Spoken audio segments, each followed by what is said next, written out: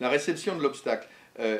Le cheval, il se reçoit, quand il va être en concours hippique, immédiatement après s'être reçu, son cavalier va lui demander quelque chose. Il va y avoir soit un report du poids vers l'arrière-main pour préparer le saut suivant, soit un virage, enfin il va se passer quelque chose.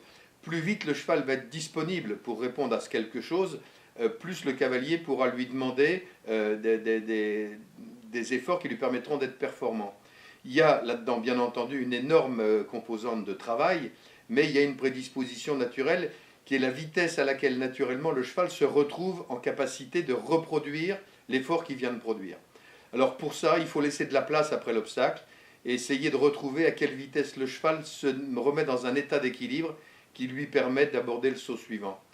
Si on veut le mesurer, encore une fois, c'est à dire d'expert, c'est à l'œil, mais si on veut le mesurer objectivement, on peut regarder, mais pour ça il faut un manège très très long, en plaçant un deuxième obstacle à 4, puis 3, puis 2 foulées du premier, de quelle manière le cheval est capable de reproduire la même forme de saut sur le deuxième obstacle que sur le premier obstacle.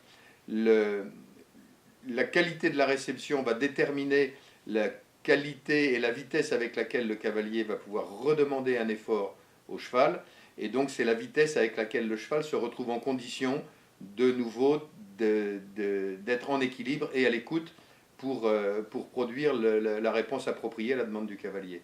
Et donc en liberté, la vitesse avec laquelle il retrouve son équilibre naturel. Vous avez des chevaux qui, après l'obstacle, mettent 2, 3, 4 foulées avant de se retrouver en état d'équilibre. C'est ceux qui vont glisser dans le virage après la réception, c'est des petites choses comme ça. Et puis vous avez des chevaux qui immédiatement se retrouvent en équilibre, qui eux ne glissent jamais, même quand le sol du manège est mauvais.